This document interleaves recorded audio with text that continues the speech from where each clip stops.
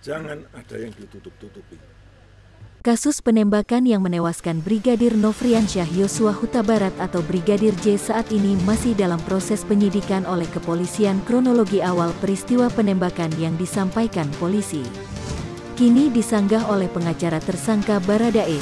Brigadir J tewas tertembak pada tanggal 8 Juli lalu di rumah dinas ex-Kadif Propam Irjen Verdi Sambo di Duren 3, Jakarta Selatan. Namun Polri mengumumkan kasus ini ke publik pada Senin, tanggal 11 Juli atau 3 hari pasca peristiwa. Kronologi pertama yang muncul adalah versi kepolisian. Saat itu, Kepala Biro Penerangan Masyarakat Divisi Polri Brigjen Ahmad Ramadan menyatakan Brigadir J tewas karena baku tembak dengan Baradae. Kronologi awal penembakan Brigadir J versi polisi, Ramadan berkata peristiwa ini dipicu Brigadir J yang diduga masuk ke kamar istri Sambo, Putri Chandrawati, dan melakukan pelecehan seksual. Aksi Brigadir J dibarengi todongan pistol ke Putri. Lantas Putri berteriak. Masih versi Ramadan, teriakan Putri didengar oleh Baradae yang sedang bertugas menjaga rumah Sambo. Baradae kemudian masuk lalu menanyakan keadaan. Brigadir J yang disebut polisi panik, membalas pertanyaan Baradae dengan melepas tembakan sehingga terjadi baku tembak. Nah, di luar kamar itu kan teriak. Setelah dengar teriakan, itu Baradae itu dari atas. Masih di atas itu bertanya, ada apa bang?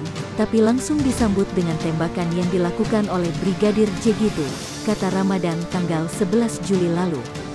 Brigadir J disebut mengeluarkan tembakan sebanyak 7 kali dan dibalas oleh Baradae sebanyak 5 kali. Setelah kejadian itu, istri Verdi menelepon suaminya yang sedang melakukan tes PCR di luar rumah.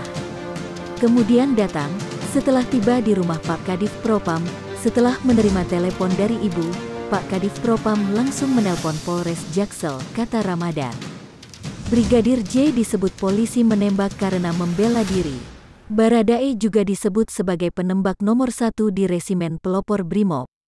Kronologi awal ini bertahan sekitar 1 minggu sejak pertama disampaikan polisi. Seiring penyelidikan kasus, banyak peristiwa terjadi. Kapolri Listio Sigit Prabowo memutasi 25 perwira Polri termasuk Verdi Sambo. Kemudian, polisi juga menetapkan Baradae sebagai tersangka. Presiden Jokowi juga berulang kali mengingatkan Polri untuk membuka kasus Brigadir J terang benderang ke publik. Bangunan kronologi dari polisi pada awal peristiwa pelan-pelan kemudian disanggah oleh polisi sendiri dan pengacara Baradae. Temuan terbaru momen penembakan Brigadir J, Direktur Tindak Pidana Umum, Dirtipidum Polri Brigjen Pol Andi Rian pada menyebut Baradae melesatkan tembakannya bukan karena membela diri. Tadi sudah saya sampaikan pasal 338 Junto 55 dan 56 KUHP, jadi bukan bela diri, ujar Andi di Gedung Bareskrim Polri, Rabu, 3/7, malam. Versi terbaru, Baradae disebut menembak Brigadir J karena diperintah oleh atasannya.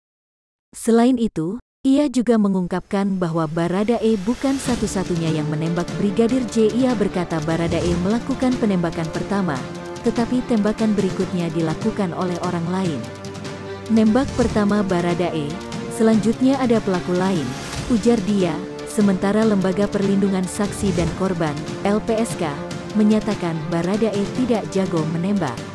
Wakil Ketua LPSK Edwin Partogi mengungkapkan bahwa Barada Richard Eliezer Pudihang Lumlu atau Baradae baru mendapatkan pistol pada bulan November tahun 2021 lalu, sementara latihan menembak terakhirnya pada bulan Maret tahun 2022.